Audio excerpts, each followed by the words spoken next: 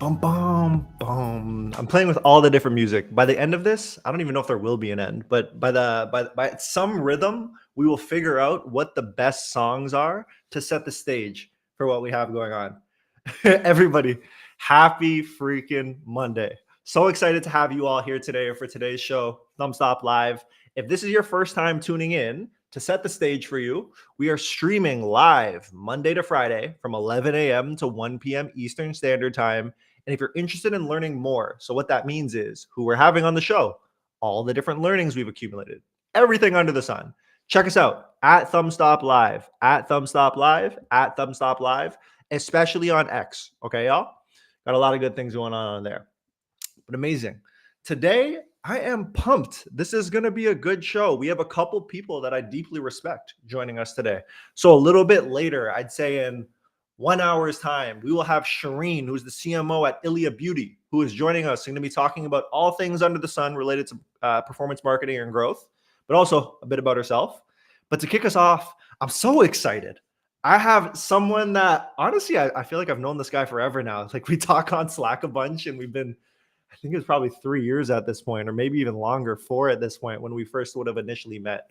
But everybody, I have the pleasure of welcoming to the stage Mr. Tom Murray.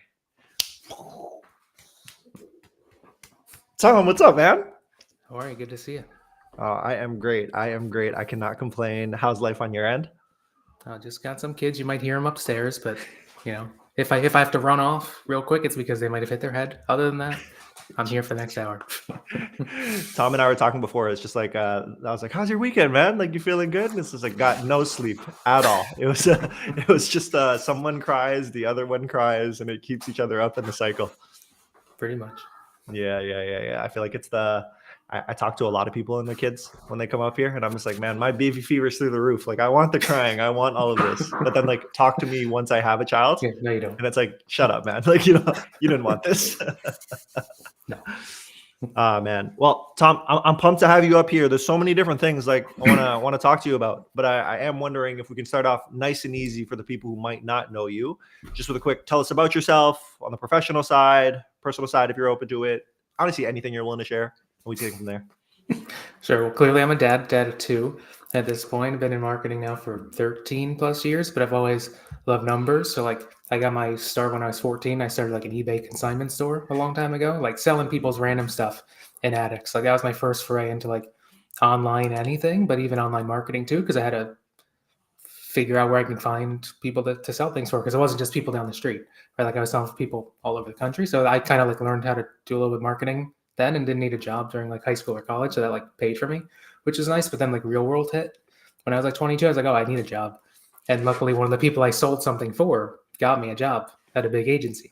So then I got into marketing just through that. So it's like it kind of kept going as time went on, which is cool. So I did that for like 10, 15 years on the side too, which was nice. But now I'm in marketing. I was a finance major, so I like numbers. So now I'm more in data, right? But I've been a media buyer on the Facebook side, the Twitter side, Google side, all those sides, for probably 10 of my 13 years. But, now I've run some companies, but then also, I'm in data analytics all day long. So I'm in the weeds with everybody. I did not know that you literally started out 14-year-olds just slanging different products across the board. What in that? So literally. Has the entrepreneurial bug like just been in you this whole time? Oh yeah, forever. And it started out, I guess, like one of the things that I was curious about is you're not a big tweeter by any means, but I had to hit LinkedIn. Just to see, and like there wasn't much for me to pick from. But what I did see is when I go all the way back through the experience, let's pull it on up here. The ice cream shop, man. I mean, that was a tasty venture. Yeah, what was this? Like my parents just wanted to own an ice cream shop. I'm like, sure, why not?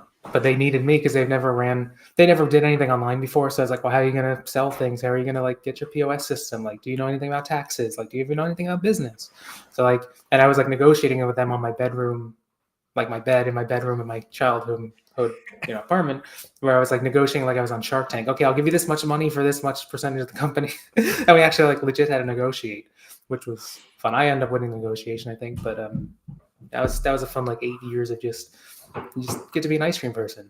You're just your arms hurt. So I got carpal tunnel on both hands. Oh God. Typing doesn't help, but scooping doesn't either. But you learn a lot about just small businesses, taxes, how to hire people, how to run payroll, all those like little like operational things that most people don't get to do. So like it's helped me now with Jump because I did a lot of the same stuff at a much bigger scale. But, Yeah. And did your parents literally come to you, like you said, with Shark Tank, Yeah. and it's like, we want to do this thing. Like, we Literally. would like for this to be a sweet treat operation. Make sure we're good to go. like legitimately.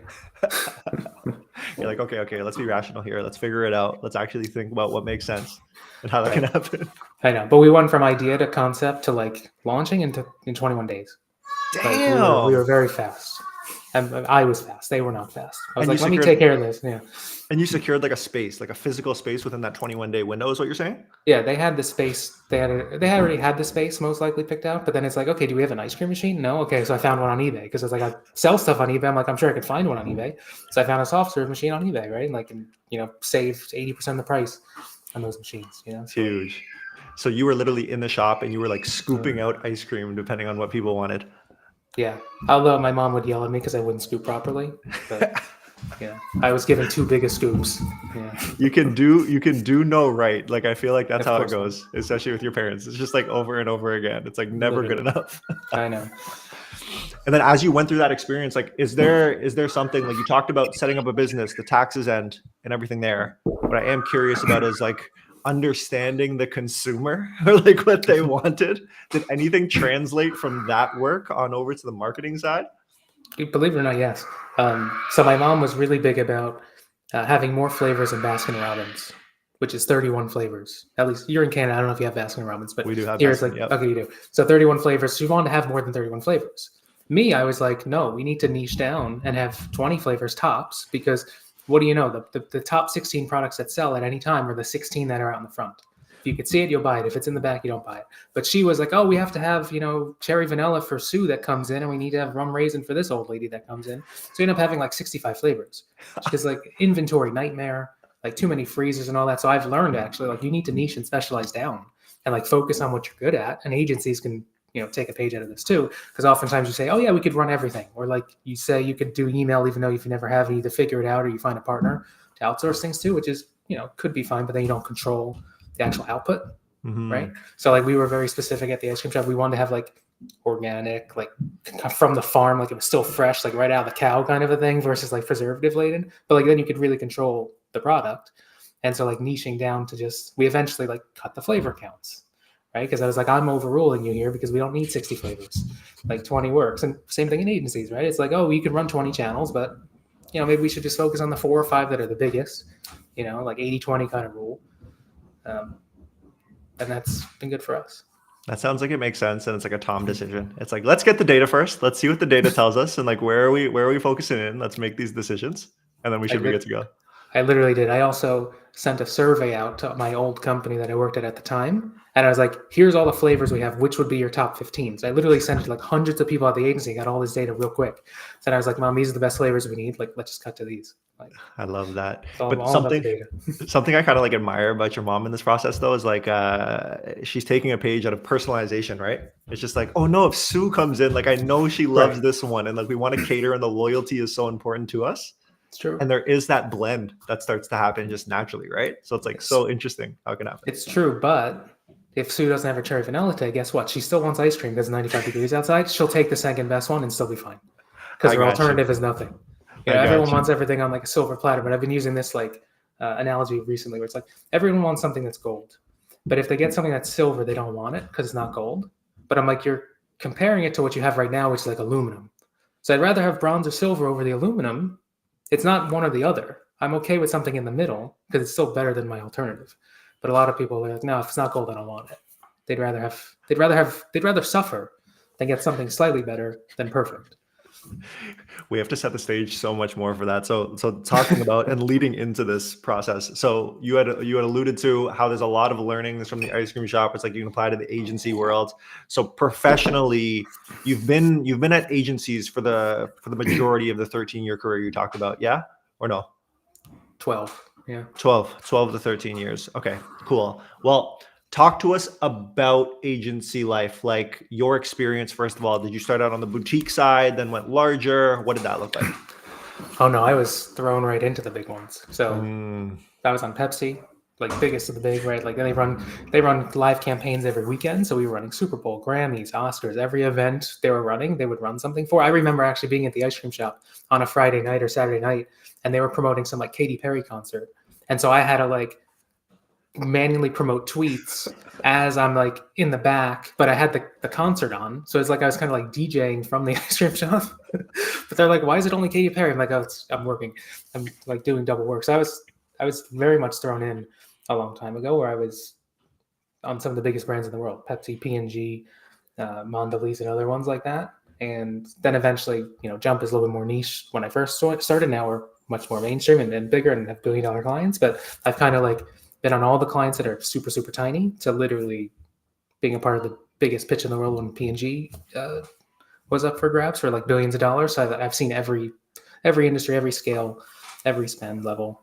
I've had daily budgets in the dollars, and I've had daily budgets where I've spent $5 million in a day, like, and everywhere in between. it is insane. And then Also now depressing. Why depressing? Why depressing? Well, like during the Super Bowl, we were spending like literally hundreds of thousands of dollars per hour. And I'm like, well, that was multiple times my salary at the point. I was like, okay, what'd I get? A bunch of clicks. I'm like, 20 minutes go by. I'm like, you could have just paid me an extra 10 grand or 20 grand, but I didn't get anything extra for like running 17 hours of Super Bowl stuff while I had the flu. Like, it was terrible. Oh my I was just gosh. like, oh, I'm just watching all this money go. I'm like, can't you just give me some of it? Like, that's so, especially agency life can be like super brutal like that, because you are also, well, you're on the biggest client at that point, but then like even as you niche down, you're still on multiple clients at a time that you're working with. So I guess what I am curious about now is like you've gone through the ringer of managing these clients, doing the actual work, and then now you've spoken about how you're mainly focused on data and analytics. So it's just like talk about what your world looks like day to day now. just numbers, a lot of numbers, a lot of UTM parameters, a lot of naming conventions, like all that nitty gritty stuff. Like even though I have like a pretty high title, like I'd like to say like I'm right in the trenches with everybody, right? Like new campaigns get launched, I need to know it because if the reports will break or the dashboards break or some of the tests we're running may not be set up properly if things are awry. So I'm literally down in the weeds with everybody in the trenches on a daily basis, helping them not just have the data right available to them, but in a right format, right? That's why I like Motion, because I couldn't replicate Motion a long time ago. I was like, I can give you something, but it's not going to be perfect. It's not going to be usable, right? So I'd rather work with like a partner to say, hey, these are what we need. How can we get to it? Because the team is using this, right? I'll see how what their workflows or what the clients are requesting, and it's not always what you think you need.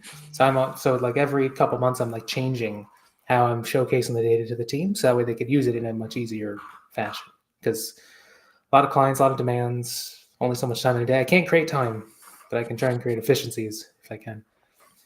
So the efficiencies are for the team. And then like talk about this conversation, because there's a lot of agency folks who you have to talk about the give and take, whether it's with clients or the internal team. And something you had mentioned earlier, right? It's like people are looking for gold, even though we have aluminum right now.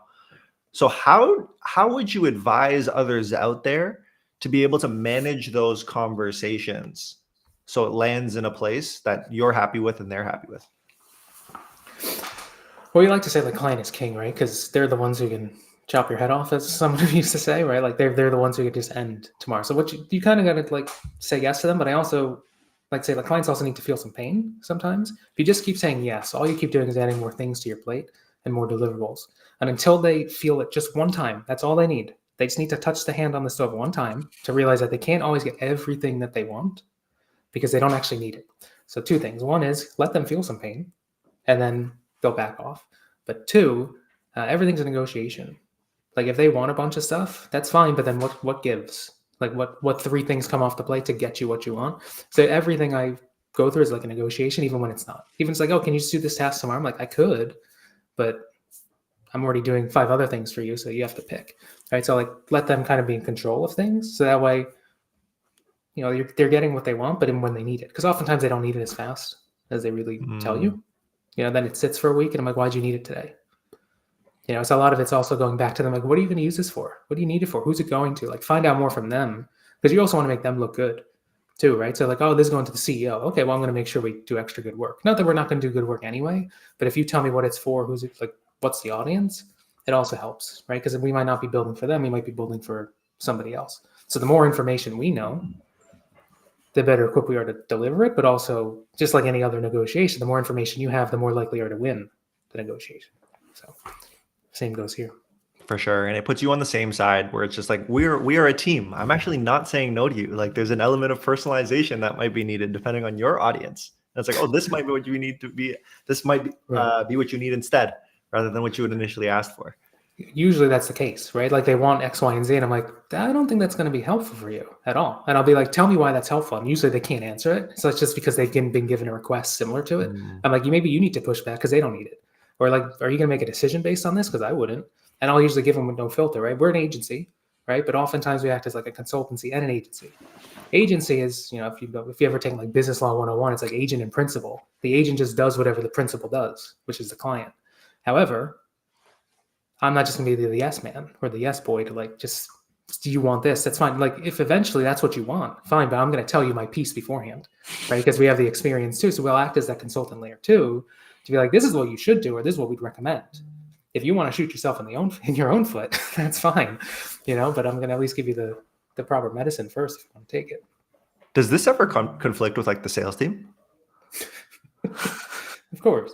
Yeah, sales will always say we can do X, Y, and Z, and overpromise and underdeliver. And that's like one of the biggest recommendations are, is like, say what you're good at, say what you know, say what you're going to deliver, but that should be enough. Like you shouldn't have to promise, hey, performance is going to change tomorrow when you sign on with people. Like there's a long-term relationship. Rome wasn't built in a day. Any cliche you want to say, right? Like performance takes time because it takes time to learn the brand and understand all the nuances that they might have, because no account's the same, no industry is the same, no two clients and that you run are the same, right? So you need to figure out those nuances, and you could have as much historical knowledge as you want, you could audit the accounts all you want, but until you're there, that's when you really know what's going on. For sure. Something else you mentioned is like, you're literally in the weeds with the team. Like you have to care about naming conventions, you have to care about UTMs. Like typically, for good or bad, when people rise up the ranks, it's like you get higher out of those weeds every single day and focus on strategy at that point. First question, and then I have a follow-up. The first question is like, do you enjoy being in the weeds? Yes. Yeah, that's what always baffled my mind. So when I said I was only at 12 years of agency, that's because for 1/2 a year to a year, I was at like a Facebook marketing partner that wasn't an agency, but we ran ads for clients. And something I realized there is that they eventually played a power move and basically tried to remove the media buyers from like being the center of the company. And I was like, without the media buyers, you have no team, you have no product, right? The people are the product. It's not what you could sell, it's not the technology. It's like you need the people who actually know what they're doing to talk to the clients and actually manage the campaigns. So that's when I had like this epiphany moment that kind of like flipped, where it's like, no, the media buyers are the product. Now it's a little bit different because the media and the creative, but back then it was just basically media. And it just made me realize that keeping yourself in the trenches is important. So even when I was like running Jump on a day-to-day basis, I was still managing a couple campaigns for a couple clients, right? Because I'm like, I don't want to ask people on the team to do something that I'm not going to have to do myself. Or if they're going to complain that they have to do weekly notes, I'm like, guess who else has to do weekly notes? I do. So if I'm telling you to do this and I can find time, you can find time, right? So it's like you kind of lead by example and gain some respect that way. Be like, I'm going to do the same stuff you're doing. Of course, you're doing it maybe at a greater scale because that's your only role. You might be doing it for 6 clients and I'm only doing it for 1 or 2. But like realize that I'm also doing the same stuff as you, but also kept me into it, right? So if I have to understand how these campaigns are changing or all the meta changes that are happening, I actually understand them, which helps from the reporting lens, whereas like most people who do reporting have no idea how campaigns work. They just know Facebook and that's it. And like they can't tell the nuance between like ASC and if you're optimizing for value or volume or omni campaigns, whatever it might be. And that helps a lot because it shortens how long it takes to get to the data and the dashboards for the people and all that. Whereas other times it'll take people 6 months just to build something very minimal. And then I'm like, but the team's not going to use it that way because you don't know how the campaigns operate. So it actually helps that I'm in the weeds. Because if I wasn't, I'd feel like I'd be like making reports for people that I don't know what they want or what they would need. Yes, for sure. Yeah, so I've been I read a book recently called Amp It Up by Frank Slootman. Frank Slootman's the CEO of Snowflake, and he's been like CEO of a bunch of the other companies. And something I'm curious to get your perspective on. So a framework that he follows is this idea of like strategy and execution. They're separate. So it's like strategy is obviously where do we want to go, similar to vision, and like what's the direction? And then the execution is actually making that work come to life. And something I'm curious to get your opinion on is in that balance of strategy and execution. If you are so in the weeds on the day to day, how do you manage any like strategic conversation or strategic direction that might be involved? That's the problem. Is like most people can only do so much because you only have so much time in a day, right? So like most of the time you're just executing all day long. Before like a tool like Motion, you'd be pulling things into Excel and like reporting on creative, or before you had real dashboards like from Looker or Tableau, like you'd be exporting into an Excel and like making a bunch of pivot tables and stuff. It's like I used to say like 80% of my day was just reporting. I'm like, when do you want me to manage the campaigns between that and getting on calls with clients and doing notes and all that stuff? So like the real answer is no one's been able to do those two things up until now. Now that there's AI, you can actually just automate a bunch of stuff. And with now you can actually hopefully save 10 hours a week with a bunch of things. And next thing you know, now you have time to actually free yourself up, right? No different than agencies free up clients. So like think about like product strategy, because I'm like, don't worry about your ads. Like CEO, you should not be running ads, but that still happens way too frequently because they think they know the product better. I'm like, even if I don't know the product better, I can buy the ads better because I understand how the data works. Best example I ever give that is I used to run ads for like Estee Lauder. I know nothing about makeup. I know some stuff now because I was on those ads, but like they were like, oh, you should target this, you should target that. And so one time on a call, I literally shrunk what the name of the ad set was. And I was like, which one do you think should we pause and which one should we keep going? And like, oh, that one you should pause. It was like the worst one out of the bunch. And it was the one that they wanted because they had a feeling. They're like, no, this target should be best. And they're like, well, we want to keep that on because we want to be able to target that audience. I'm like, no, this is why you pay us. Like, I don't care what the target is. I care that the performance is good, right? Just because you think you have like you can outsmart the algorithm or you can outsmart this by like targeting your competitor's interests as if that's going to be like such a crazy thing that clearly Meta wasn't targeting already. So clients sometimes get in their own way when it comes to that. But generally speaking, like if we could just automate everything, right? So like save a bunch of time, then you can actually do strategy, actually good strategy. Like what should the campaign concepts be? What should the next kind of creatives be? Things that a lot of people haven't been focusing on. And also because a lot of times people are siloed too. Like some media agencies are separate from creative agencies and they don't do both at the same time. So it's like, okay, I'll run these campaigns, but I'm waiting on assets from somebody else. Whereas if you just do them together, you can actually do a full strategy. Because also, why do a strategy only half if you don't even know what the other half of the strategy is going to be? Sometimes, so even if you have the time, sometimes you don't want to. So you kind of have to own everything, or else the strategy is going to be like, well, I hope the two pieces fit together, but oftentimes they don't. Yeah, this is so interesting because one of the things I'm thinking about is like agency life. There's so many variables, right? Everyone ultimately cares about the client success. But I guess for you, it's like, what's the hardest part of agency life? Well, it depends which agency you're at. That's the key question.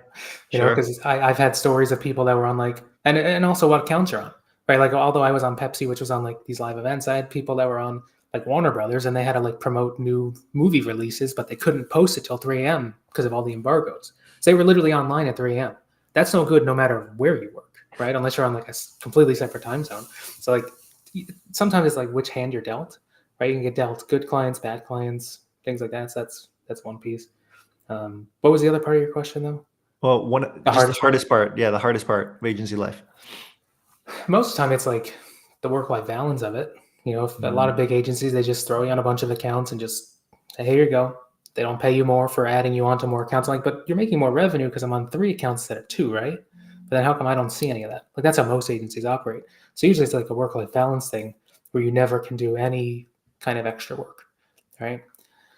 Whereas like Google had a model a long time ago, and I don't know if they still do it, but like 20% of your day was supposed to be on like a separate side project outside of your normal role, like to keep you activated, keep you engaged. Kind of like how I was doing my media buying on the side while I was still running operations. It kept me involved and engaged on things. And now like AI is that's my 20% at this point, is just like playing with different tools and building things and all that stuff all day long. So the problem is it's tough to find time to do that stuff. And it's very easy to bleed over, especially if you work from home. If your agency lets you work from home, it's very easy to like wake up and just open the computer and start working. And the next thing you know, it's 6 p.m. and you're like, ooh, I worked hours longer. Sometimes it's tough to just keep your schedule. Can you talk to me about culture building at an agency? Well, it's tougher when it's remote, but like when we were in person, we had really good. Not that we don't have good culture on Slack and online at this point, but like we won like Ad Age Best Places to Work back in like 2019 when no one knew about us, like, which was kind of crazy because it's usually just whatever agencies can pay the massive fee to like get to the prize almost, because all those awards that you see on any, whether it's Forbes, Ad Age, whatever, there's always an application fee, right, to get in, and it's usually like thousands of dollars. But back then, like I was literally making waffles for the company every other Wednesday. Like we had Waffle Wednesday. We got this nice office. We had this big counter. I'm like, we're gonna make waffles there, and I would literally come to people with a pad. I'm like, what do you want? Because I've been making waffles since I was 5 with my grandma a long time ago. So I was like, what do you want? And I would come in early. I'd bring in all the supplies, right, and we'd have that, or we'd have like these guys come in and make a bunch of omelets for people, or we had like massage, chair massages in the office. Like all those little things help, right? Of course, you can go out too. At big agencies, a lot of times you go out after work and you just go get drunk a bunch of times because you're drinking in misery. Like it's just miserable, and you're all just trying to drink your sorrows away. At Jump though, which was funny, is like none of us went out after work to like go drink a bunch. We'd rather just do stuff in the office like that. And we're like, no, we're gonna get our heads down and we're gonna work our amount of time and like go home and be cool. Versus, you see each other 24/7, but like most of it's in misery. That's not good. The trauma bonding at that point. Pretty much. Yeah. So you need good leaders to like support you on that. Right. So I kind of like took all my experiences from previous places and be like, oh, how do we not do that? Right. Like some people have always asked me like, oh, how do you like rise up over time? Like, yeah, you can be good at certain tasks, but also like I have a really good QA list of what not to do at this point, either from mistakes I've made or mistakes I've seen other people make. And then it's like, okay, that was not good. I'm never going to do that again. Or just keep adding to the list. That list is hundreds of things long at this point. For sure. So it's kind of easy now to build a better culture. It's like, here's 100 things you shouldn't do. And if you just do these 5, it's like just addition by subtraction. That's where I am so interested, because like often when I talk to agency folks, the number one thing that I hear, and I heard you reference this earlier, it's like the people are the service at the end of the day, and like the people are the product. So like I've always been curious about how to build a culture where it doesn't create a like, holy crap, like I got 3 clients now that I got to manage and I got to wake up at 3 a.m. to be able to do this. So I'm always curious if like there's I don't know if this is the right way to word it, but I think the camaraderie element. So misery needs company, the waffles in the office, the massage chairs, and all that kind of stuff. And then there's like the working culture of like how people actually execute in their day-to-days. And I'm always curious how people build that piece up. But let me know if you resonate with the definition first. No, I do. Yeah, because it starts at the hiring phase though, right? Like, so like you said, am I entrepreneurial? Like a long time ago, when we first started Jump, like half the people that worked there either had a business or owned a business before. Right. So like that was ingrained in us now it's obviously as you scale out, you can't have everyone who's owned a business at this point, but it's very meritocracy based, right? Like it's kind of like there's certain people at the company that just lead by example and you just want to be them. And then they might go about their business. They might be quiet about it, but you're just like, okay, they clearly know their, what, and you just want to like emulate them. Right. But that's tough, especially when maybe if you're stuck on a separate account and you're only on one account and you like don't get exposure to those other people. So we try and do cross sharing, roast your ad accounts. Like we have every week or 2 weeks, we have like the media teams all talk to each other, and like there's a wheel, and like whoever gets landed on has to like talk about a test they ran, so it's not like only the same person always talking, because a lot of times people aren't communicating with each other, right? So you can share stuff in Slack all the time, but like the more you just get people talking about stuff, the more you get cross sharing, cross learnings, like, oh, I'll test that for my account or whatever it might be. And everyone just like loves what they do at this point, because you can, screen for it, of course, but they're usually best at their field, because we don't really hire entry level people at Jump. Like usually it's like 5 years plus. Like I'd rather overpay than like try and just train someone right out of college. Not that we haven't done that too, but that's what big agencies do because they're cheaper. Right, I can get 3 people at 40K versus 1 at 120, but oftentimes the person at 120 probably has the output of the 3 because they actually know what they're doing, right? So we end up hiring, I like to call it adults at that point. Like I love hiring the dad with 3 kids who's got a mortgage and wants a pool, because they tend to work super hard. You know why? Because they have responsibilities. The 23-year-olds who want to go party or go travel and all that stuff, I'm like, you have no responsibility. You should be saving your money, but you keep on spending it. And now they're 30, and people I used to work with 10 years, 12 years later, I'm like, I still see them on Instagram going to places every 2 weeks. I'm like, that's great. And all, but you probably have like $5,000 in your bank account. And that's not good if you're 30 or 35. But that was their choice, right? And I took a different path. But yeah, it is tough to build. Yeah, and hiring's hard. Like I think that's the one thing. It's like you've been pretty specific on the persona that you had spoken about here. What I am curious about is like, how did you get there? Like you talked about building the list of things not to do. Whenever I talk to people, it's like hiring always is the hardest thing. It's like, holy crap. So are there any like mental models or frameworks that you follow or like checklists that you can share that are top of mind for you? For when we're hiring people? Yeah. Well, I don't know if we have any models or things like that, but we would always try and just break the candidates was our goal. It's like, how do we make them really want to work here? So like one time, one of my friends to this day doesn't work at the company anymore. He, after his interview, he was so like beaten down by how hard it was, where he admitted to me and like, I think maybe the CEO or COO, he was like, guys, I'm going to be honest with you. I wouldn't hire you. I wouldn't hire me if I were you, because he thought he did so poorly on it. Right. I was like, that's interesting. But I called him up 3 hours later. I was like, let's talk more. Right. And then he ended up being pretty good. He ended up running part of the company for a couple of years. Right. So like you kind of want, because a lot of the people that are coming in, it's because they're not entry level and they're usually like top at what they do, or they're the best at the place they're coming from. You kind of have to like push them down a notch. Right. Like if you're the best in the room that you're in the wrong room.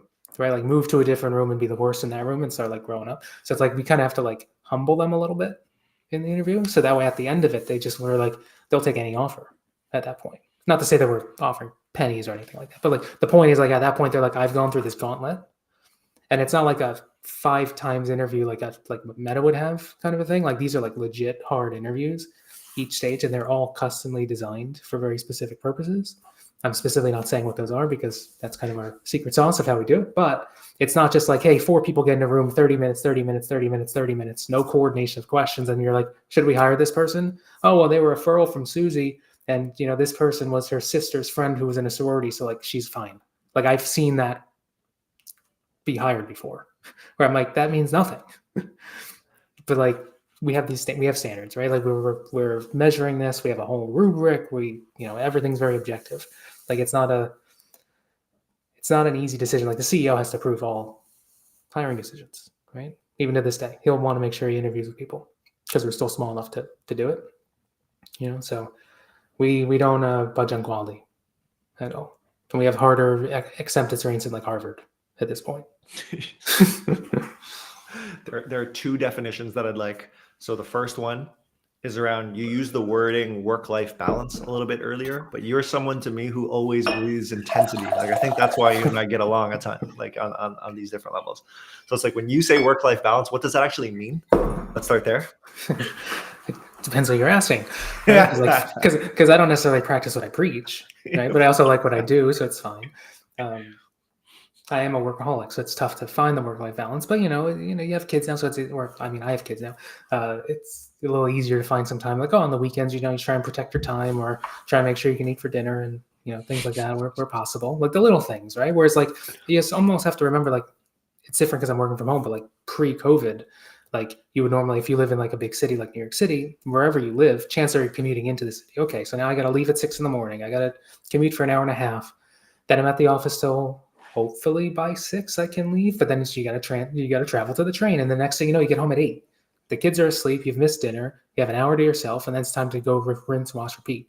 Right. So even if I work longer now, it still feels better, right? Because I can go upstairs and see the kids. I can go see my wife for another couple of weeks until she goes back to school to teach. Right. So like you can feel like you have a little bit more of a balance, even if you actually might be working more, which is kind of weird. Like I have more flexibility. I have a car. I can go somewhere. Whereas if you're in the city, I'm like, I'm stuck. I don't want to go on a subway and I don't want to walk.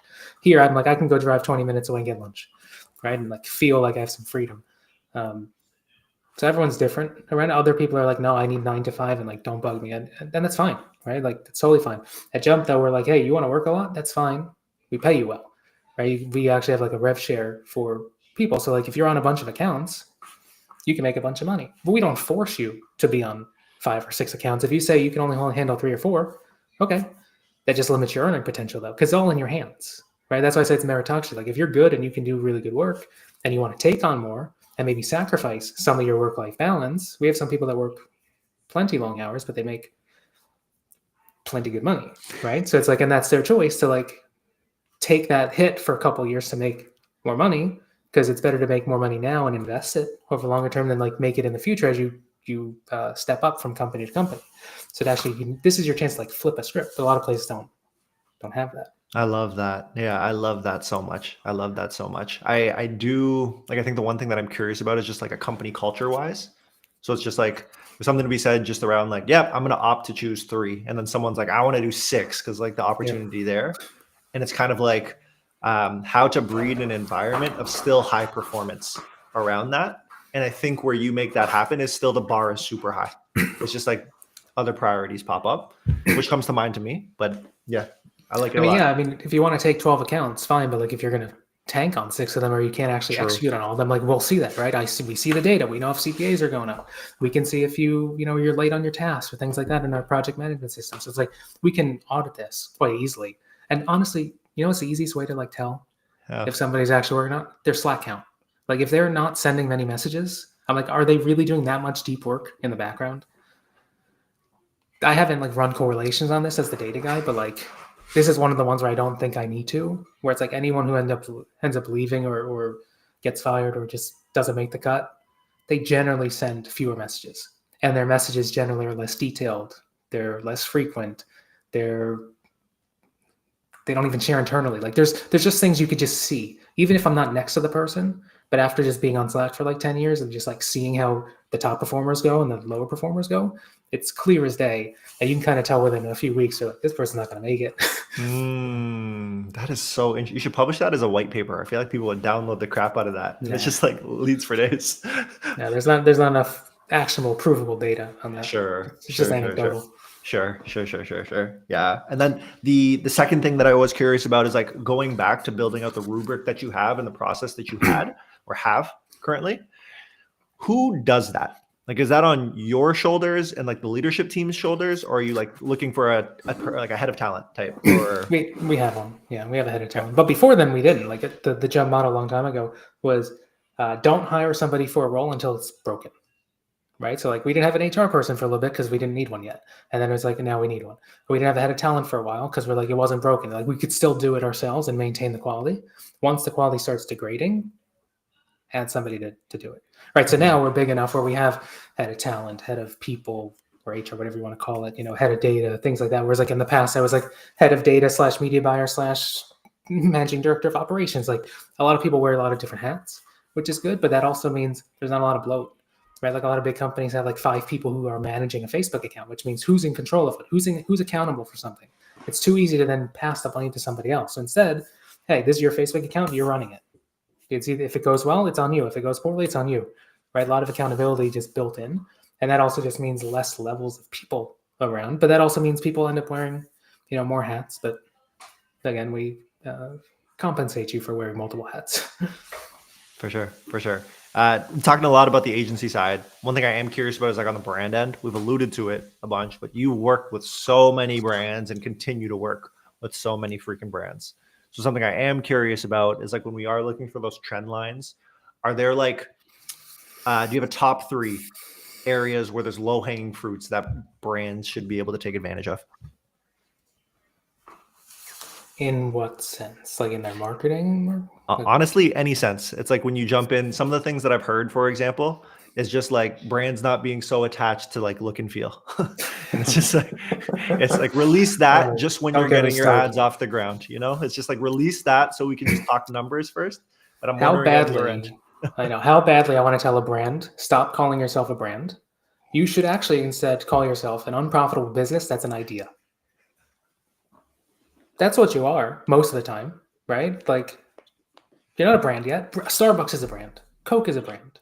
You are not a brand that you happen to like sell a mattress that is the same mattress as all the other ones. You just happen to market a little bit differently. And you slap a different logo on a different box. Like, you're not a brand. So none of this brands. I've had a client literally say, "Oh, that's not our green color." Now I'm slightly colorblind, so I couldn't tell. But like I asked a bunch of people who are not colorblind.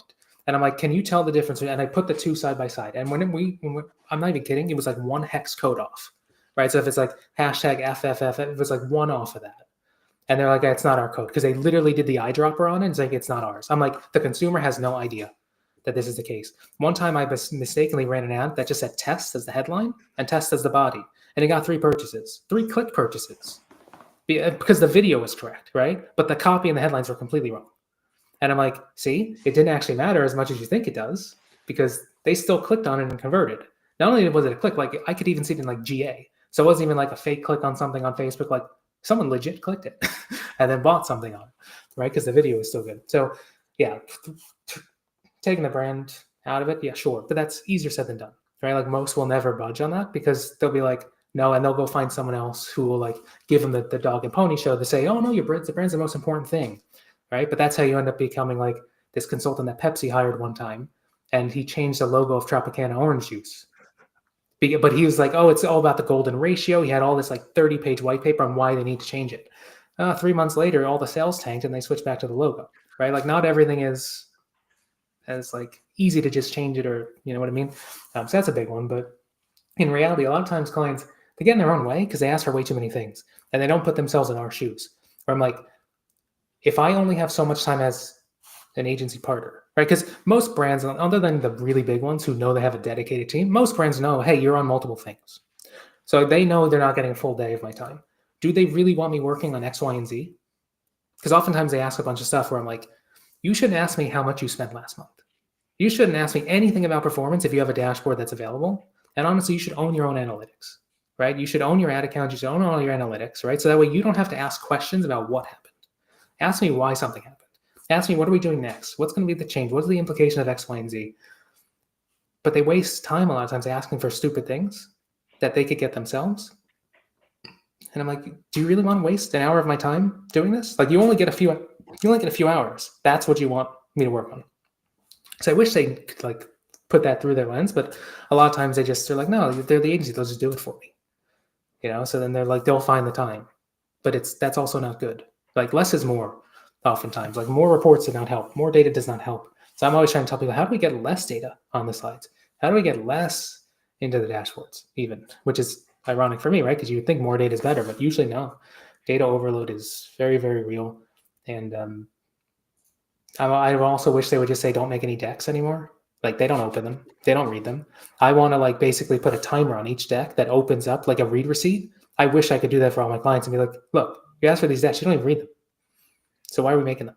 Why are we spinning our wheels here? Like you're paying for performance, or you should be paying for performance, right? It's not a time-based. We're moving away from like time-based, right? Like a lot of FTVE kind of deals like big agencies do. You can't do that now because you're like, oh, we have all these AI tools. Well, if the AI tools are going to save you time, then you can't bill on time. So you have to bill on the outcome, or at least the performance and the value you're driving. And if that takes me half the amount of time as somebody else, that doesn't mean I should be making half the amount, right? Like you should be valuing the output and not the time. So I wish they would also see that too. But usually they just get in their own way a lot of times. And they gotta like take a step back. The framing there of like, hey, you should handle like what happened. Any data point or metric, it's like you got that, but like ask me about the why and what's next based on that. How the hell do you bridge that gap? Like I'm being able to get them to that point. I have high expectations. Where like sometimes, and I have no filter. Right, I'm less in client services at this point, probably because of that filter. But oftentimes I would tell them, I was like, look, I expect clients to know their numbers. Like if you don't know your numbers, we have a problem. Like how could you run your business properly if you don't know these numbers? And that's also something I even learned at the ice cream shop too. Is like, how could I do anything if I didn't know what the inventory looked like? How can I choose my inventory products if I don't know what sells? Right? It's like they should be ingrained in the business, and that's where, like the CPG world, like P&Gs of the world, they have brand managers. Brand managers in CPG world do way different things than brand managers at e-commerce brands. A brand manager at an e-commerce brand is like they're owning maybe the product, maybe they handle like the landing page experience and marketing. At a CPG side, though, it's like super MBA-like, right? 10% of your job is actually handling the marketing. The other 90% is operations, supply chain, actually understanding how the business works. That's how they need to be. And so I try and push them there, like you should be doing and owning all these things. Because if you don't know what's going on, how can you make any decision, right? And marketing is usually one of the biggest expenses you have on the book. So it's like extra important, right? Versus like, oh, this $20 tool versus like a $15,000 agency or $25,000 agency plus all your ad spend, right? So like you should own it, be more accountable to it. So I just tell them, hey, I expect you to know these things. it's like hard love, but it's like, it's what you're paying us for. Like if you wanted a yes person, go somewhere else. Like, or you could just hire someone yourself to go do this yourself. And it'd probably be cheaper. But no, you came for the best. So you're going to get that.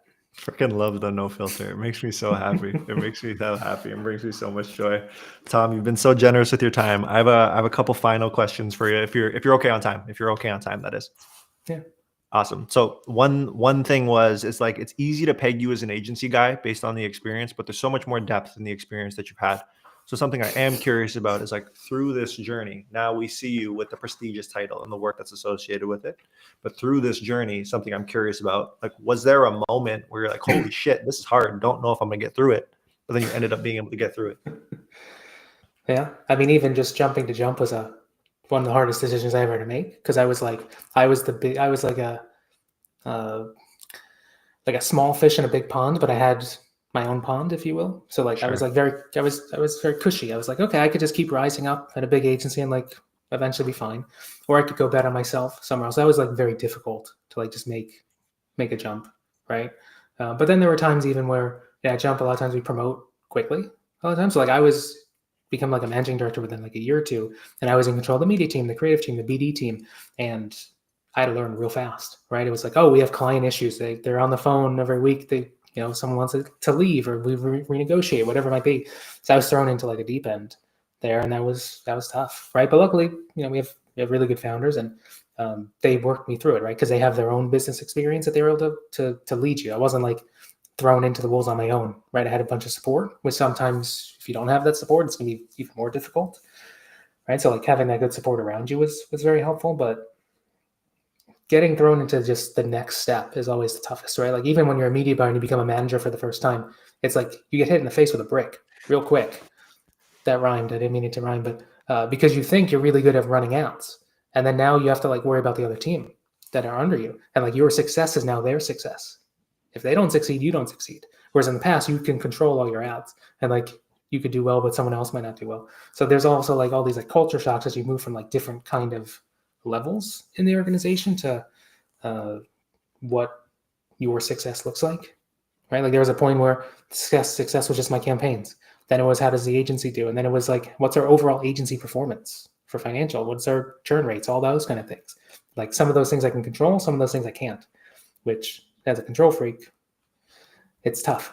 It's like I want to be able to control what I can control, but there's a bunch of stuff I can't. And you have to kind of like sit in that uncomfort and be okay with that, and like put other people in control of other things. And if you hire well and you keep them accountable, hopefully everyone will do what they need to do, and then all that sum will be greater than the parts. Was there one particular like jump, whether it was from so now I've done a pun here, but like old company to Jump, or specific layering within an organization, where it was the hardest, you'd say? I mean, definitely like running the company, right? Because that's where it's like, yeah, I ran the ice cream shop before, but it's like, oh, I need to like understand the P&L. I need to understand all the costs and everything. Like that's a crash course you get real quick, because those numbers have more commas now than the ice cream shop, right? So it's like it becomes very difficult, and then it's people's livelihood or well-being, right? It's like it's not easy to just say, yeah, we need to get rid of this person or things like that. So you get a lot of real life thrown at you real quick when you're in control of that, and tens of hundreds of people, whatever it might be. That's the biggest jump. Mm-hmm. How'd you find it? How'd you find the initial jump from like IC to manager? That was tough too, because it was like I was so used to just controlling myself, and I had to like have 3 or 4 people on my team. But it was also nice because it taught you how to train people a little bit more. That was hard at the time, but then you don't realize like the level of hardness is not just like linear; it's usually logarithmic. So it's like, yeah, that was hard, but then like managing a company became 10x harder or 100x harder than like just trying to manage 3 people for the first time when you're like 24, 25. The other thing is like when you start to become a manager, usually you're still doing half of your old role a lot of times. So it's not as always like, it's almost harder because you're doing 150% of your role and trying to like learn how to like give reviews properly, or know what to say, or how to say it, or how to get more out of people. So I went into like a big book phase. Like one year I read like 50 or 60 books. Like I was getting my MBA and doing all this reading just to try and get more into like people's personalities and how other businesses are run, or trying to get to like more mantras and mindsets. Like one of the favorite ones, I was like, I think it was Ray Dalio was in one of his books. Just because you mentioned the books, I'll mention the book.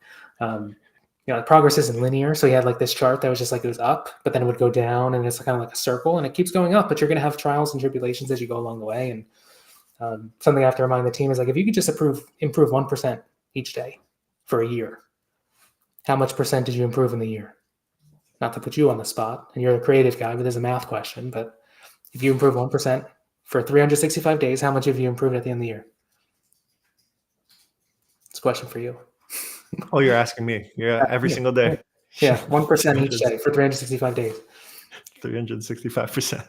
Right, of course, that's what everyone says, but it compounds, right? So it's really like 3,700%, which is not realistic, right? You can't really improve that much, but it's the mantra in your head. And that's why I try and instill in people as you go up is like, okay, I can't improve the company tomorrow by 50x, but every day if I can improve one little process, one click, if I could save people 5 minutes here, whatever it might be, all of those things start compounding over years, no different than your stock portfolio. And then you know, you have more explosive growth and less churn from clients, better retention rate for your employees, things like that. Yeah. Has there been like one key learning you've made about yourself through all this? One is so hard. I know like that's super challenging, but like you don't realize how much you can do. Yeah, you don't realize how much you can do until you get pushed. So like when people set goals, they usually set a goal they can hit.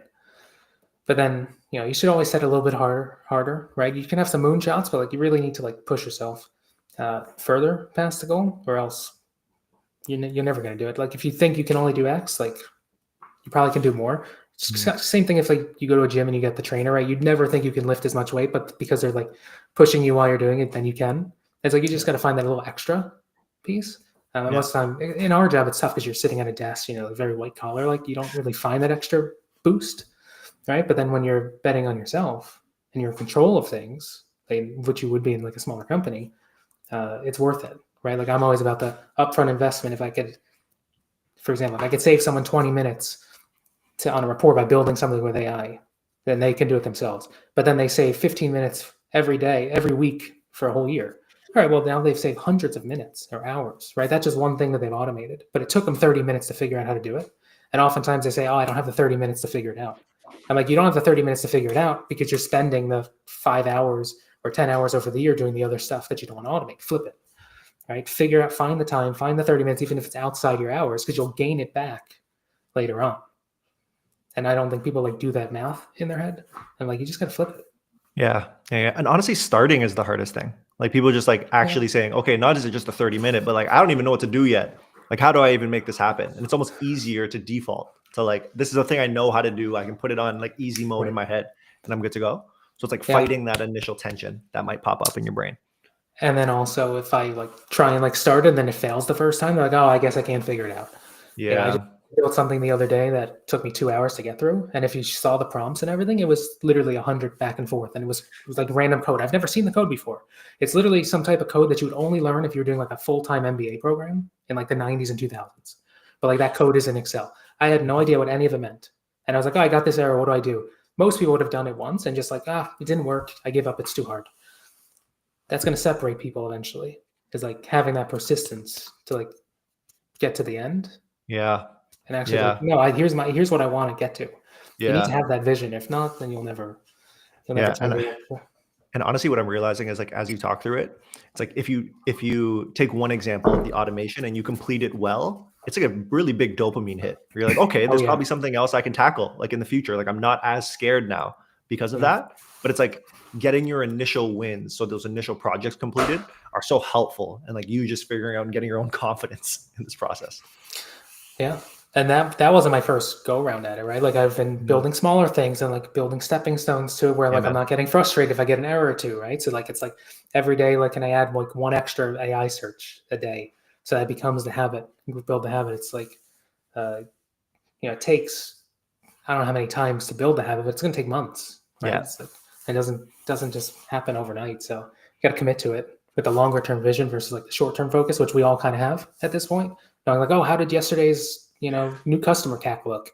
I'm like, how about we look at like the business for the year? Like you'll have good days and bad days. That's okay. Like be okay with that. Like I'm not going to overreact to one day. One day is not a pattern. It's not even a mistake even. It could just be a blip.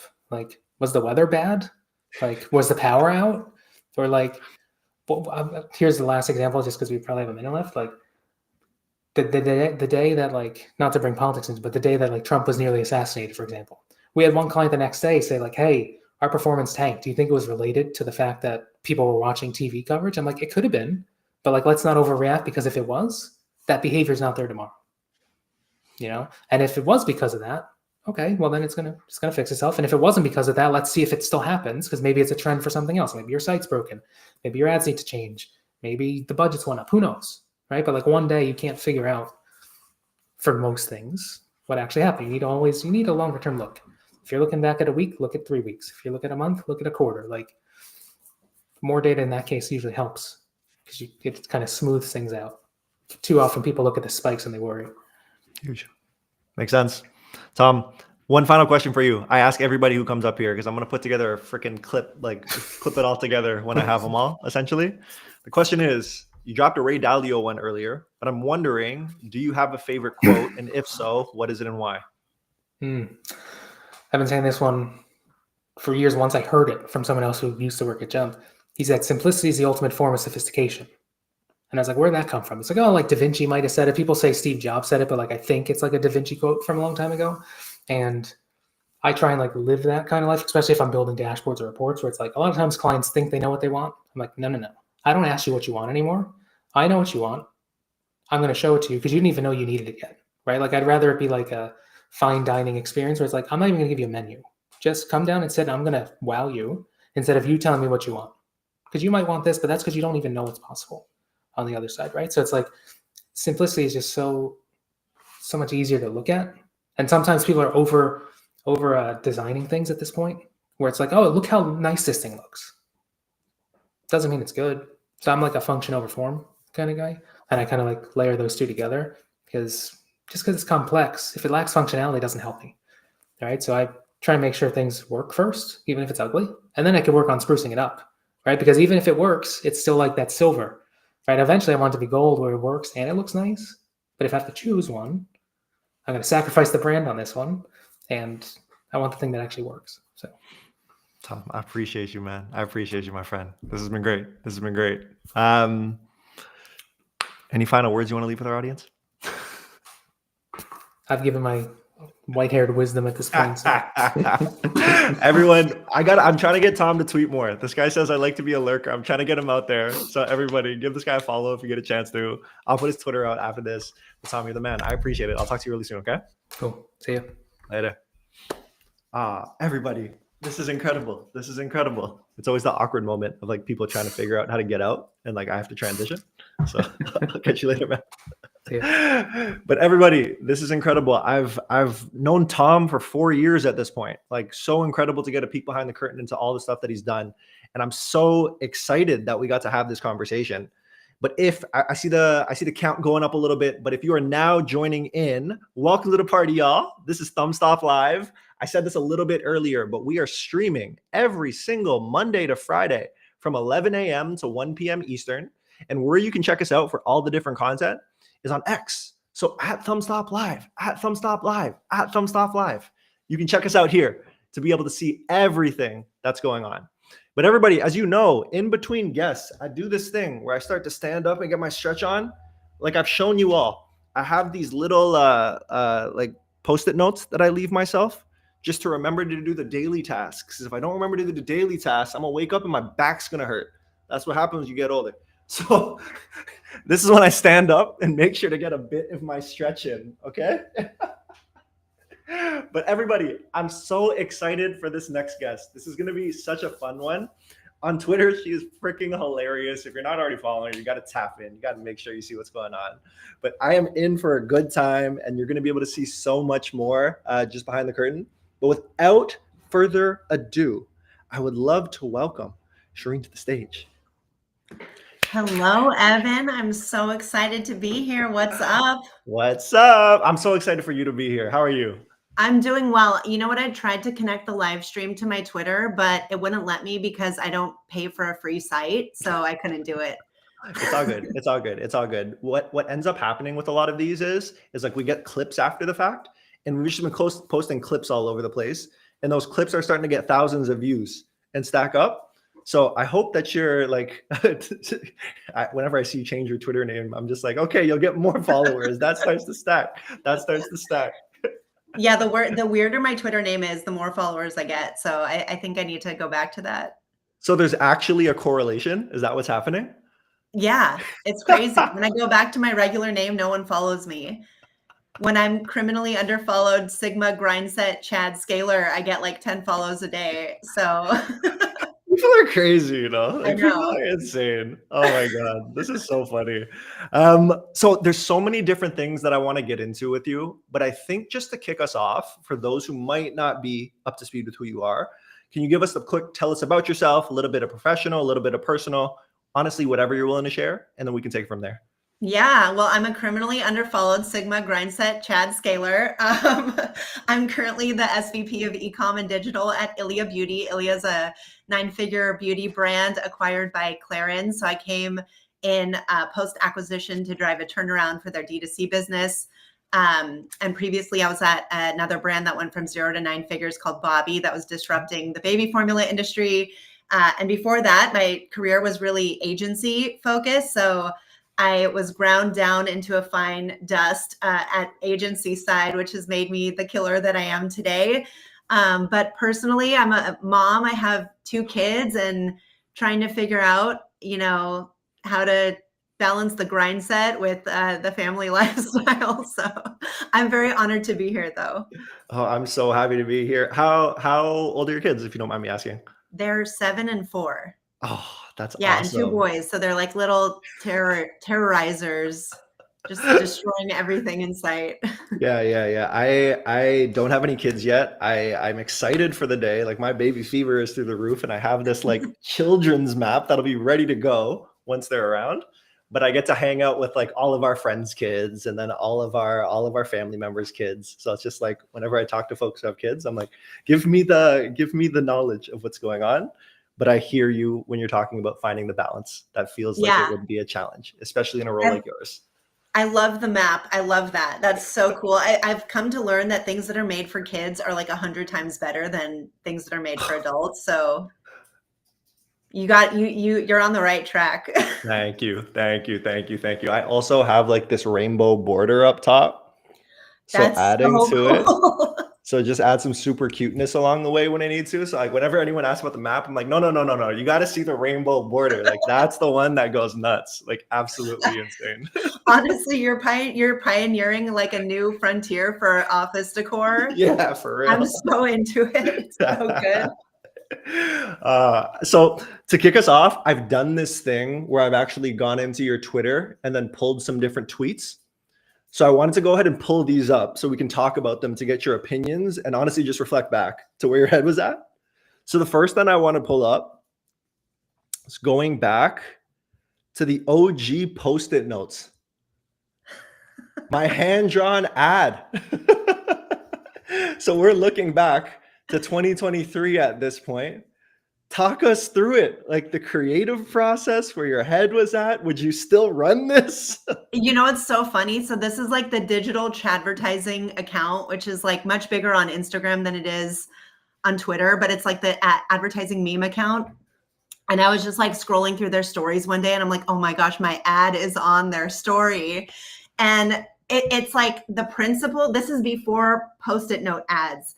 It's so funny because I'm not saying Post-it note, I started Post-it note ads, but I do want to say that this was like the proto Post-it note ad. And if you like go into the replies, Bing Hot is like, this is amazing in the replies. And it got no love. There's like no likes on this thing.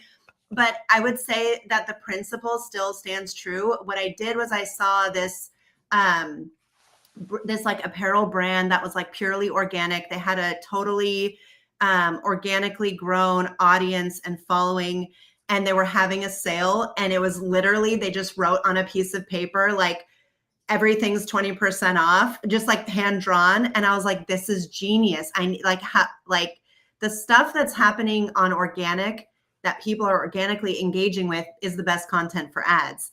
And I was like, this is the stuff that brands aren't doing.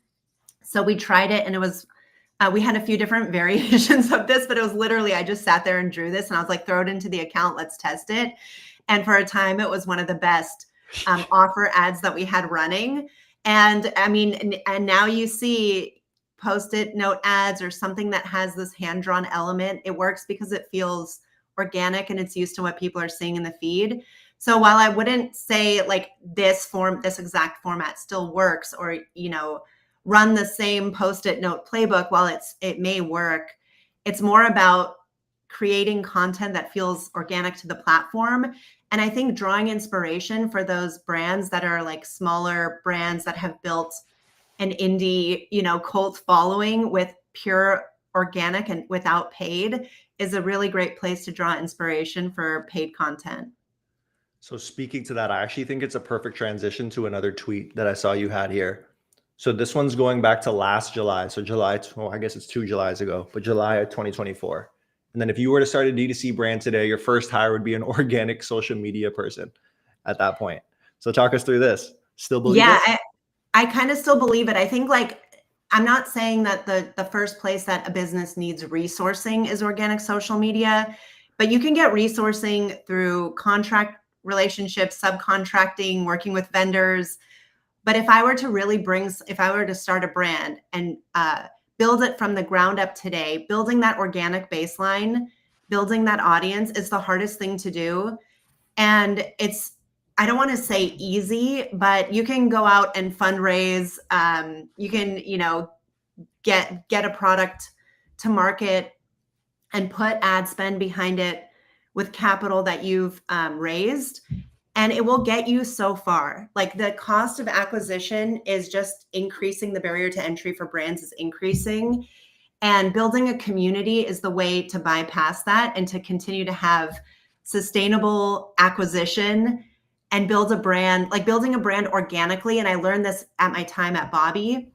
They, the first year at Bobby, we did almost 20 million. And so much of that business had been built organically through their community. So I think it's like, okay, the organic social media hire is important because people are going to search on organic, like aside from searching on ChatGPT, they're also searching on TikTok. And then the content that you create in organic, if you can create engaging, entertaining, and like product focused content, it is the fuel for your ad account. And one of the most expensive things and the hardest things for businesses to figure out at any size is how do we create more and better content? It's a problem that every business has to constantly solve. And it's because the consumer fatigues and trends on social change so quickly that if you had someone whose fingers on the pulse and understands your audience and is building your community and is creating content, like that can fuel your ad engine. So it's kind of like the way to build a little bit of an organic moat around your business as you start to scale it. I love that so much. And shout out to Emmett in the chat. Emmett's like, I'd buy 200 of Cherene's. He's talking about Alex Hormozy and your tweet is I'm still trying to figure it out. I tweeted this, but I had a dream about Hormozy last night, and I was like, I can't understand it. Like, what the 200 books thing? Like, I can't understand it. I don't understand it either because I don't think like I'm I probably am honestly, but like target demographic. But trying to wrap my head around, I respect what he's done and like the money he's made from it and everything he's pushing. I just don't completely get how. So I'm also behind the 8 ball. It feels like. I think that's why I dreamt about it, because my waking mind couldn't comprehend it. And I like had to go deep into my subconscious to be like, what is this? Because like, it's almost like an MLM, but the person that's buying into it isn't making money. And I'm like, how does this, like, you know what I mean? Like if you're buying like Amway or like Mary Kay or like all these other MLMs, you're at least like reselling it, but you're just giving the books away for free. So I'm like, there's a conversation happening in my threads on Twitter. Like people are trying to explain it to me. I still don't get it though. So if someone can please help me understand. Yeah. I feel like I've talked to a couple of people and I'm just like, it's the #1 version of influencer marketing. Like he's just created such a strong brand. And I'm like, okay, like that checks out to me. But content I also wonder if there was this like euphoric, like religious experience that happened during the live stream where people were like so bought in that they needed to commit. I don't know. I could be, and I'm not like no shade on anyone. I think it's amazing what he's doing. And I don't really care if people spent the money, but I'm like, from an outsider, I just really need someone to explain it. Yeah. Damn, we're not able to help each other on this one then. Neither is Emmett. Emmett's not able to help us either, because once we get the information, we can report back. We just get in the Twitter thread. Yeah. Like, all right, what's going on? Report back or drop the answer into the chat if you know what it is. For sure. So speaking, we got caught up in the Emmett comment that came up. So shout out to Emmett. But one of the things I am curious about related to the organic side of things, I'm thinking about, like, as time goes on, especially at Motion, we talk so much about paid ads. And like, I think the conversation is typically around paid ads, but how are you viewing the blurring of organic and paid as we move forward? If you are at all, sorry, that's just a definition that I've been going off of. Yeah, it's tough because inside of an organization, there's a very clear delineation between the team that creates organic content and the team that needs and it has a vested interest in conversion content. Yeah. And there's, in many of the organizations that I've spoken to, and I've worked really hard at Iliia to kind of like break down the barriers between those two teams. But it's like, it's a big puzzle. Like, everyone's kind of operating with two different goals. And a business needs to really look at their whole content strategy and understand, like, why are we creating content? What stage of the funnel is it meant to be for?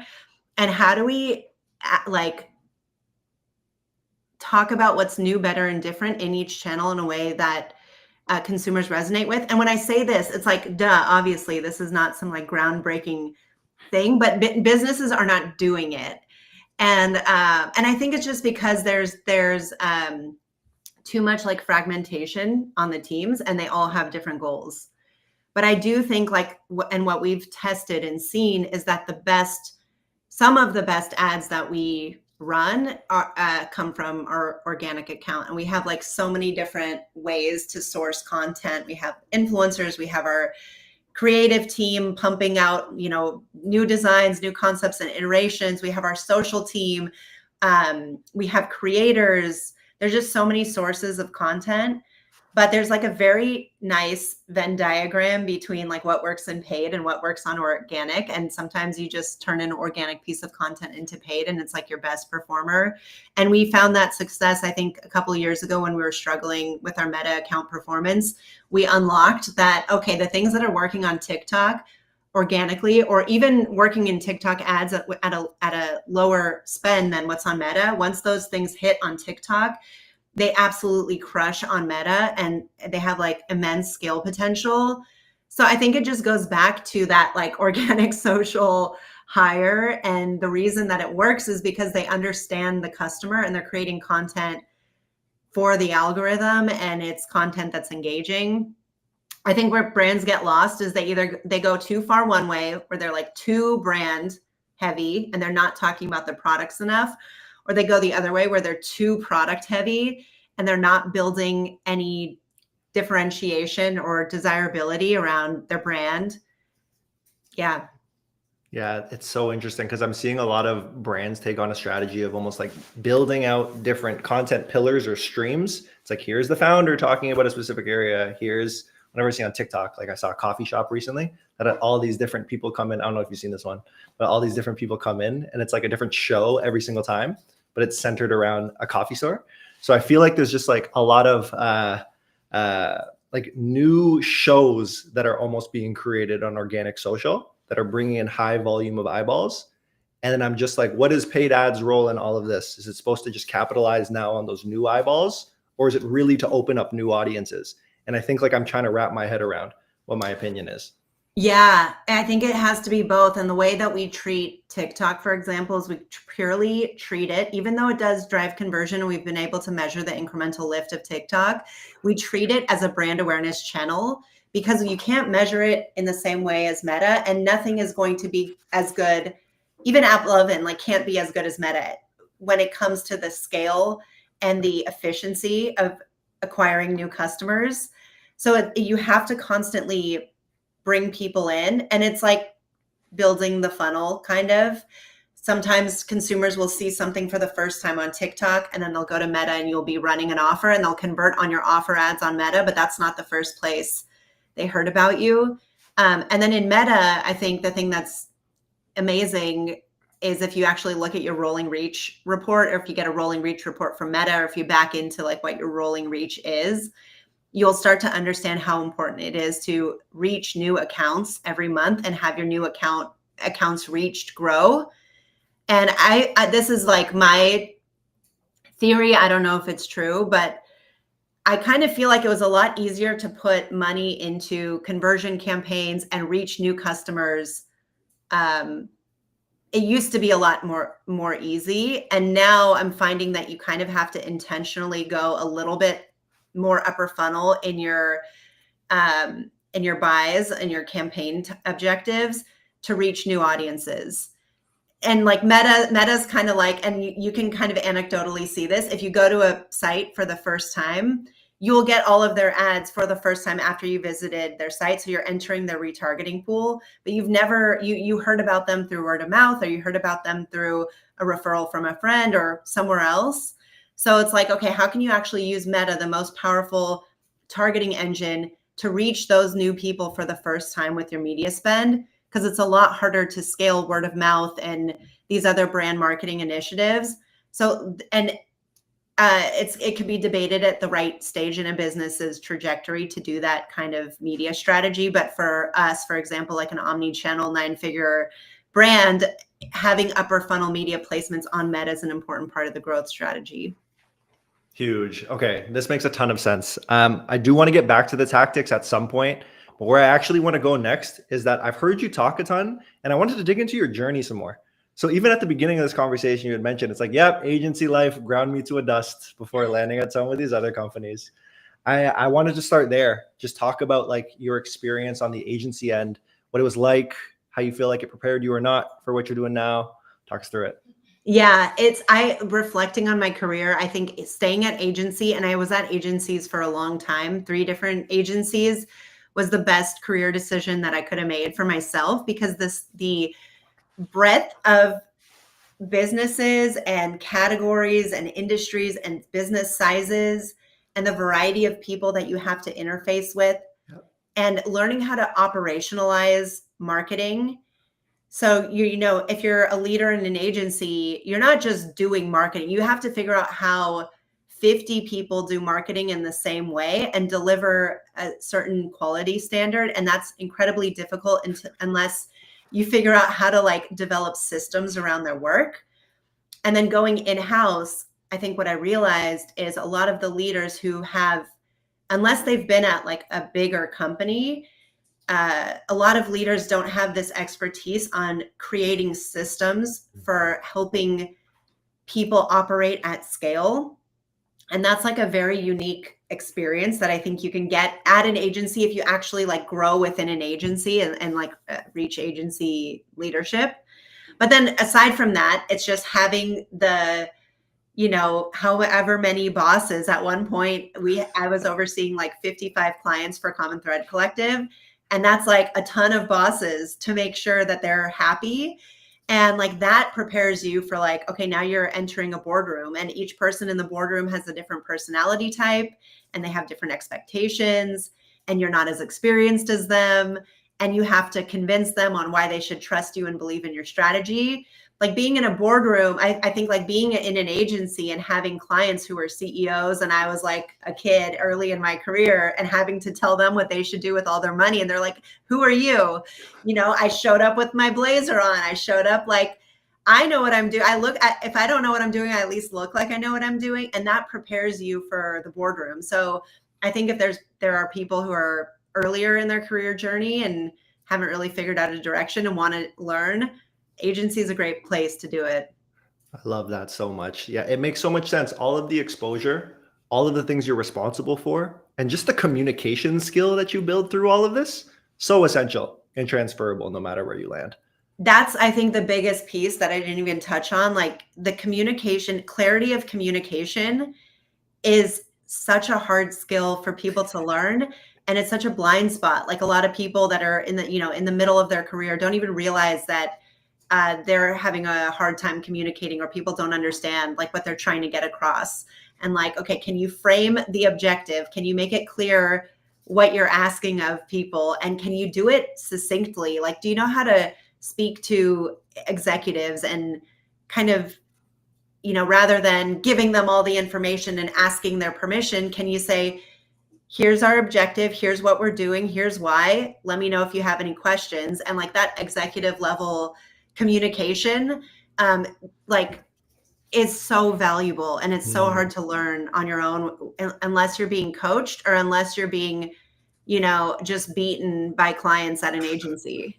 So I also come from agency life, and like the mental framework I've been using more recently, it's like you're communicating at an IC level, a manager level, and an org level. And like really what you need to be able to do is jump between them all seamlessly, like whenever you want, on demand. And that's freaking hard. Like when you really think about it, like it's so challenging to make it come to life. So, yeah, that's so true. But that's like how you can be successful in an organization and become a leader in an organization, is by doing just that. Like make the IC love you, make your peers love you, make your bosses and all the executive team love you. It's that is such a good point. Yeah. And something I wanted to, or an audience that I wanted to talk to, is people who are starting new roles or jumping from agency to brand side. Like you've been at some amazing brands and you're absolutely crushing it.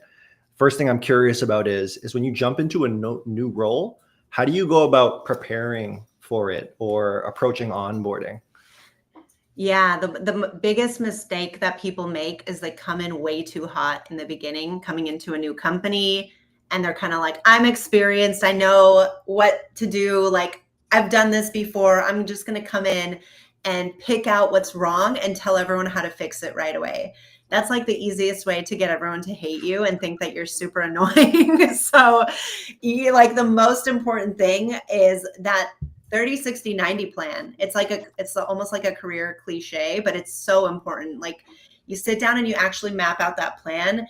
And those first 30 days are critical, because that's when you get to gain context and learn what everyone has done historically. Because the worst thing you can do is like come in and be super offensive to the work that the team has done up until that point, having no context for all the hardships that they've gone through to get to that point. So coming in and like gaining context, making friends, understanding who you're supposed to be working with, understanding the goals of the people that you should be collaborating with. And if you're in like a growth or digital or marketing role, or if you're responsible for any kind of financial deployment of capital and revenue outcomes, then you should become very good friends with the CFO and the finance team. So that would be like my number one goal, is like become best friends with the CFO, become best friends with the data, and then just if you're in a growth role, become best friends with the marketing team and the creative team, and like just make friends. And then I think then you can start to, as you're gathering information, like put together a plan, but never be like, this is the plan, these are the solutions. You have to socialize your suggestions and go back to those people and be like, hey, this is like some of what I heard in our conversation. I want you to like look through my plan and give me feedback and let me know, is this accurate? And now you have a bunch of advocates who are helping you co-create your plan, and they're already bought in. So instead of telling them what to do, you're asking their help to create the plan and to create the gaps that they already know the gaps exist, and that's why you're there. And then you're just at the end of your plan, like you're just feeding back to them what they've already told you, and you're putting in your own recommendations. And by that 90 days, you have a plan in place. You should be able to show a measurable win to make it undeniable that they made the best choice in bringing you in. But I think that those like softer skills are critical. I love that so much, honestly. And going back to communication and how important that ties together. Something I'm interested to get your opinion on is I've spoken to different people, and one word that I'm struggling to wrap my own head around is like the word playbook.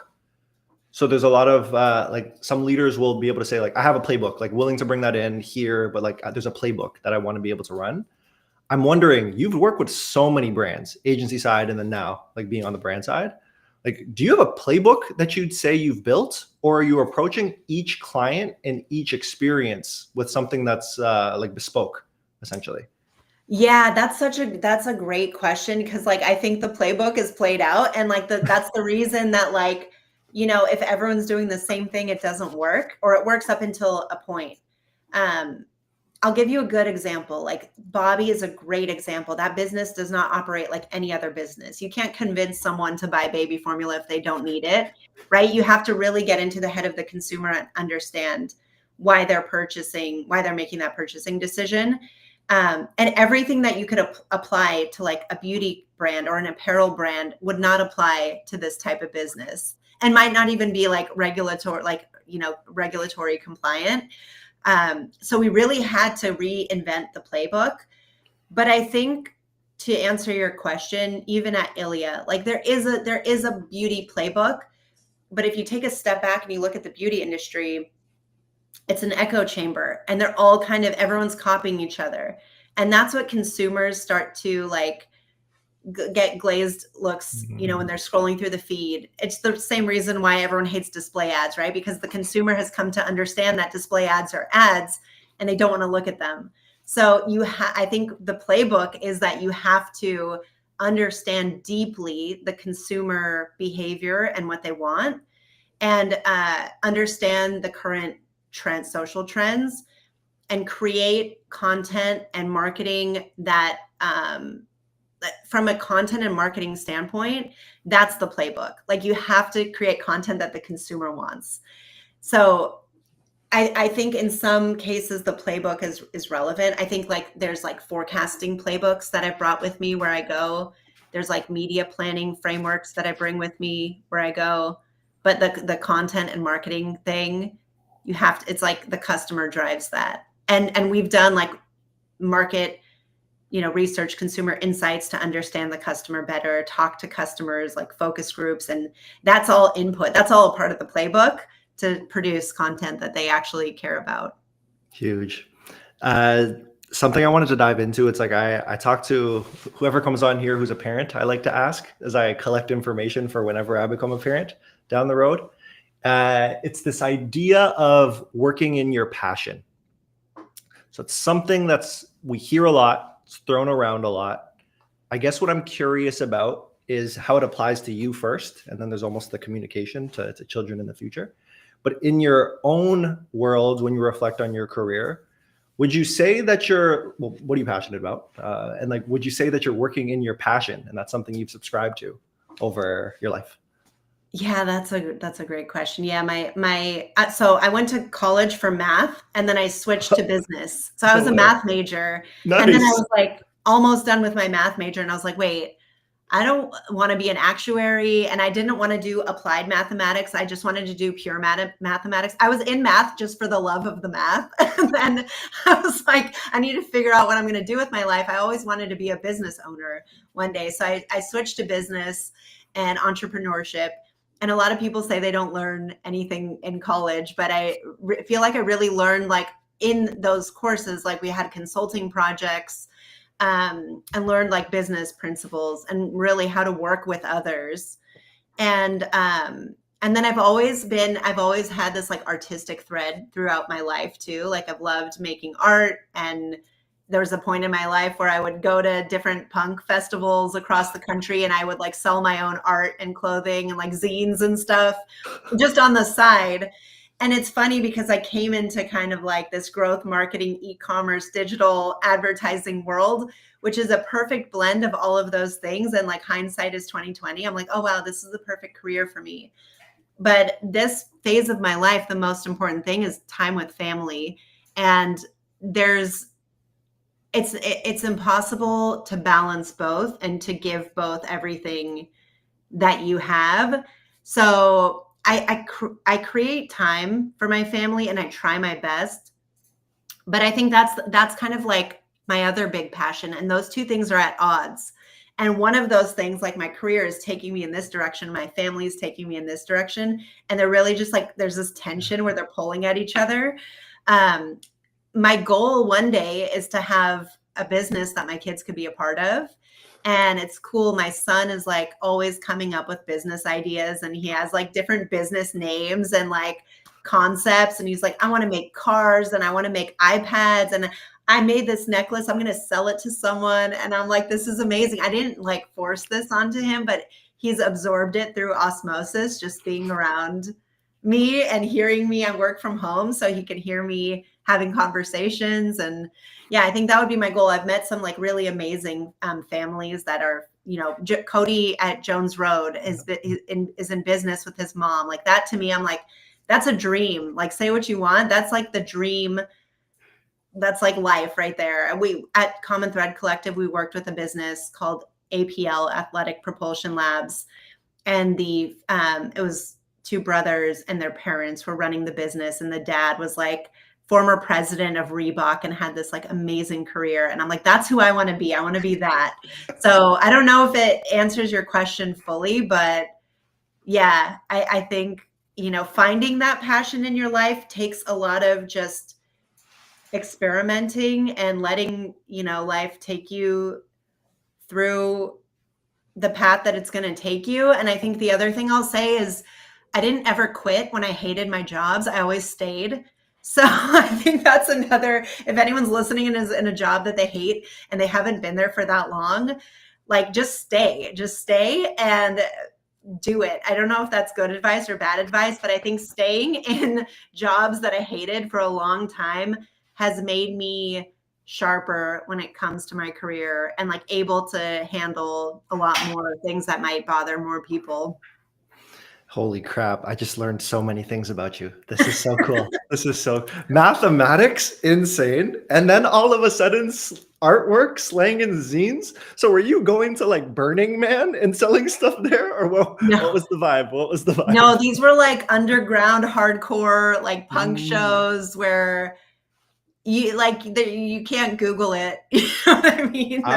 Our D2C community is so interesting. So I've talked to who are the people most recently, like Andrew Foxwell, Jess Bachman, and then Philip Jackson. All of them were in some version of like the pipeline of music to D2C is insane. Like Andrew Foxwell was in a freestyle hip hop group.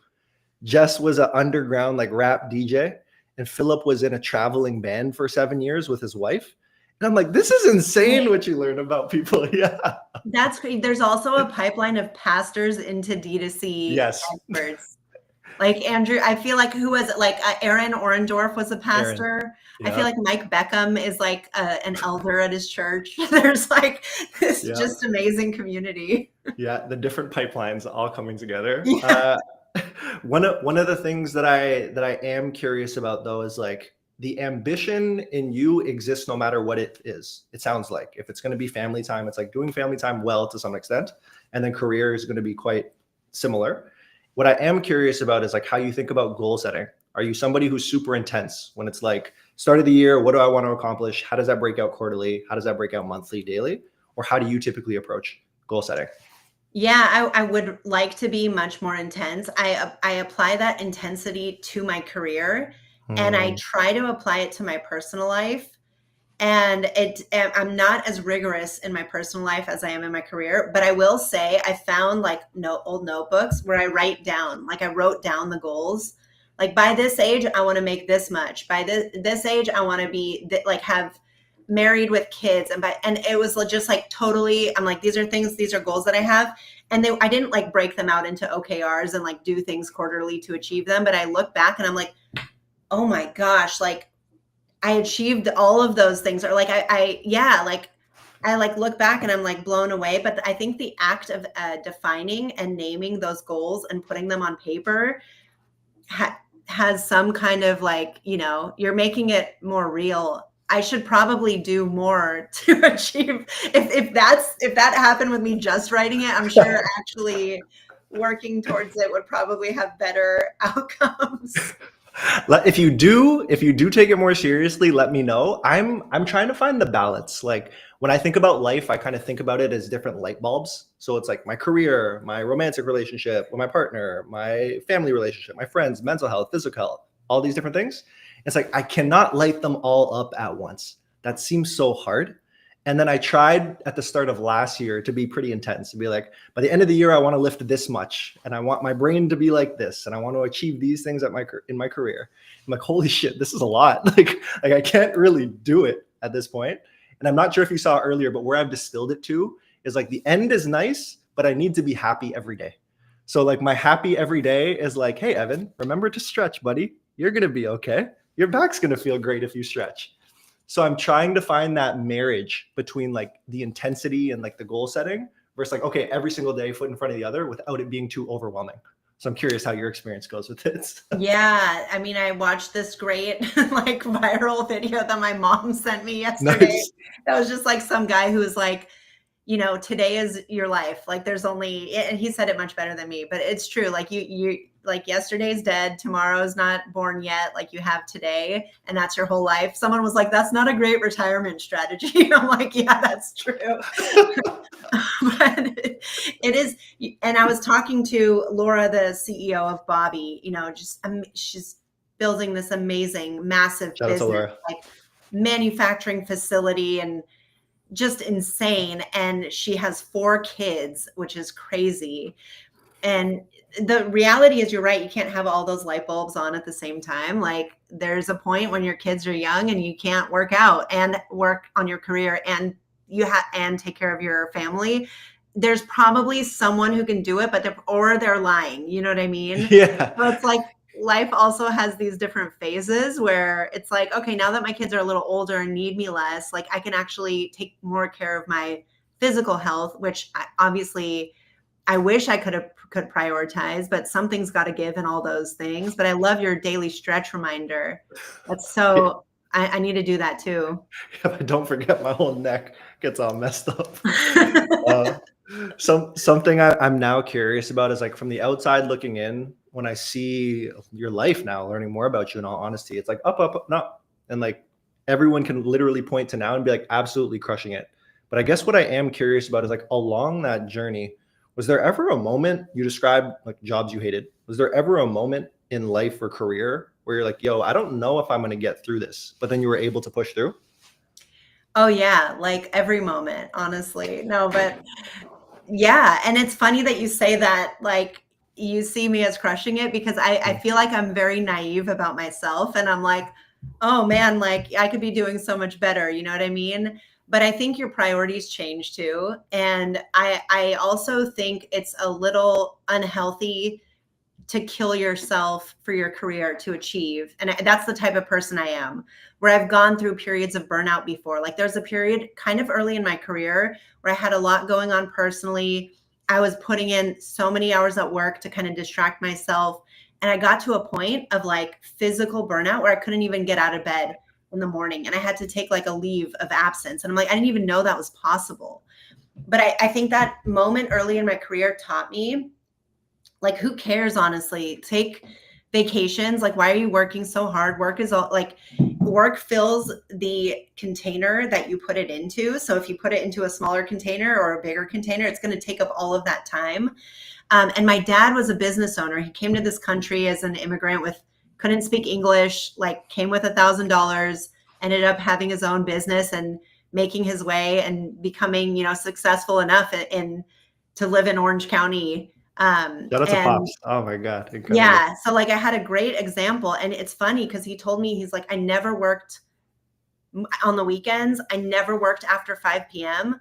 On Fridays, I went home half days. And then he sees my brother and I, who are in digital careers, and he's like, I don't get why you guys are working so hard.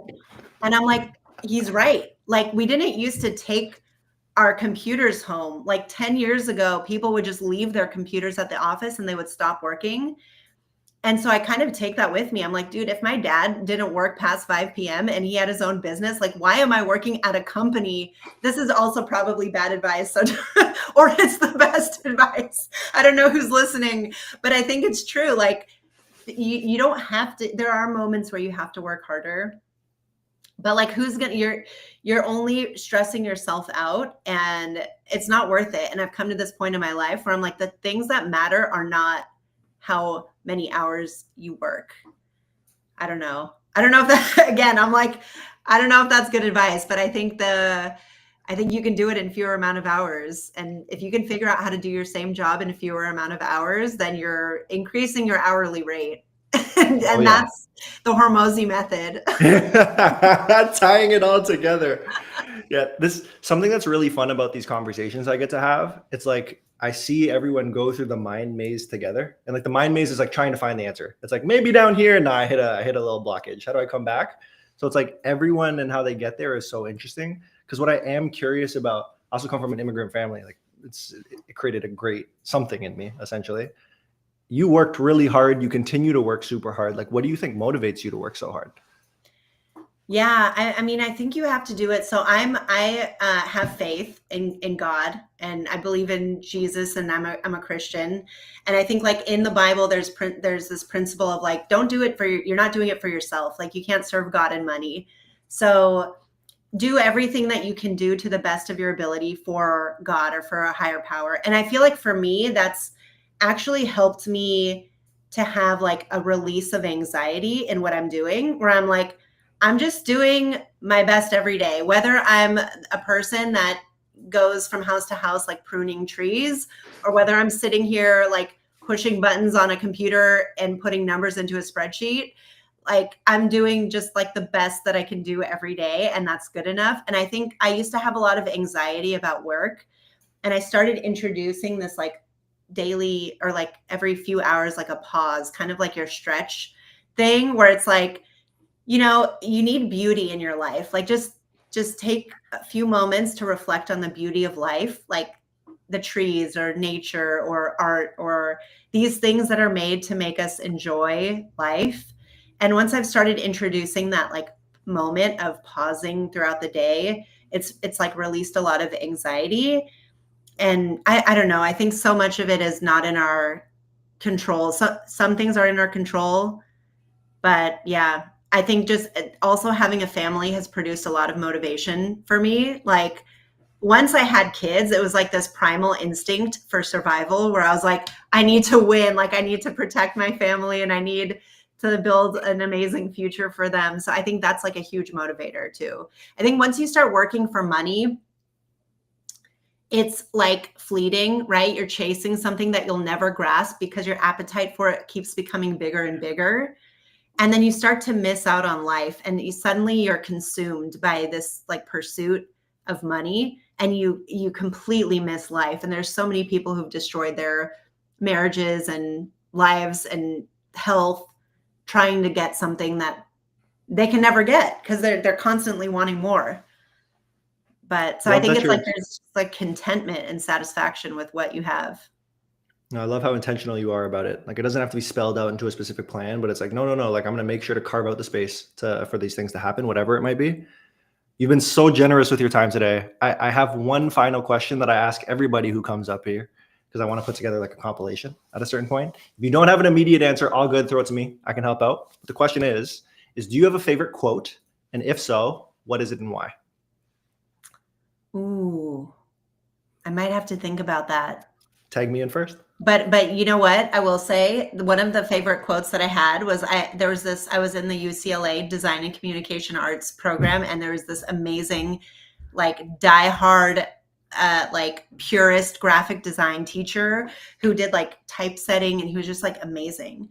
And he would do these creative reviews with the students, and he would say if there was something that he didn't like or didn't know how to respond to, he would just be like, yeah, okay. Like it was just such a great quote that was just like such a non-answer answer. But I need to think of a real one. I'll think of a real one and give it to you. But if I don't send you one, you can always just put in, yeah, okay. I feel like I do that too, even when I'm like, oh, yeah, all right, still processing though. Okay, sounds good. Yeah, sometimes you don't need to say anything. Just the yeah, okay is enough. Oh my gosh. Well, you are the best. I appreciate your time so much. Are there any final words you want us to leave with the audience? Oh my gosh, you're the best, Evan. Yeah, my final words are I'm selling a bundle of my content for $6,000. You get 200 books, and you can check it out at That's all. That's all I have. Oh my. Okay, I'll do the real plug. Criminally underfollowed. Criminally underfollowed. You got to tap in, everybody, okay, for more jokes like this. But honestly, like I've really appreciated this chat. It's a breath of fresh air. I like talking about this kind of stuff with people in our community because there's so many more layers to us at the end of the day, rather than just tactics and strategy. So thank you so much for being open. I really, really appreciate it. I really appreciate I loved it, Evan. You're an amazing conversationalist, and I really appreciate the invitation. And Nick Thank you so much. Shackelford said that you saved the best for last, but I don't think that's true. I think the best went first. So That's some great conversations. That's a great conversation. Okay, well, I'll talk to you really soon. Yeah, and you're the best. Thank you. you're the best. Bye. Yeah, bye. Everybody, this is incredible. This is so incredible. I feel like this is the moment of like awkwardness, trying to figure out how to get out. So don't worry about it. Yeah, there. Whenever I transition, I'm always talking while guests are still around, and I know they feel awkward. They're like, "How do I get out? How do I get out? How do I get out?" So seeing the stress in the eyes, I'm like, "Oh God, don't feel bad." But everybody, this was incredible. Like a couple of conversations that I'm so happy that I got to have. Tom earlier today, Tom and I probably talk every single day on Slack, literally every single day. But what are we talking about? We're talking about executional work. But what do I get to talk to him about today? How does he view the world? How does he able to like apply different strategies in the books he's read to the day-to-day of agency life? How does he actually open up an ice cream shop with his mom and dad or mom and be able to absolutely crush it and take those learnings and apply it to marketing? There's so many things in there. And then with Cherene, her and I have been on like different panels, and I've always watched her panel or talks and been super impressed with what she has going on. But like I said, our community, people have so many layers. There's the jokes, there's the banter, there's the tactics, but the layers of humans are so interesting to me, right? Because Cherene's real. Like when I talk about like real, what I really mean is like figuring things out. It's like, yep, ground me to a pulp. I got burnt out. What did I learn from that though? I rise from the ashes like a freaking phoenix and crush it. Now trying to balance that pull between family and the career side of things. Like this is stuff that's so interesting that I don't feel like we get enough of a peek into. But she made sure to make it nice and lighthearted right at the end with the Alex Hermosi piece. But everybody, this has been a blast. If there's anyone that you want to see on here, or if it's you yourself who wants to have a conversation with me, you know I'm always happy to talk. Hit me in the DMs. But everybody, I've said this a million times, but if this is your first time tuning in, welcome. This has been an episode of ThumbstopLive, and ThumbstopLive is live every Monday to Friday from 11 to 1 p.m. Eastern. We are on X. That's where you can find us, on X more than anything. And the lineup this week gets me freaking pumped, y'all. So the lineup we had is we spoke to Cherene and Tom today, but tomorrow we got Morella Crespi on deck, as well as Chase. On Wednesday, we got Marin and Cody. On Thursday, we got Connor and David Herman. What? And then on Friday, we got Jess and Shaq. So Nick Shackelford. So many great people we're going to hear from, y'all. So many great people.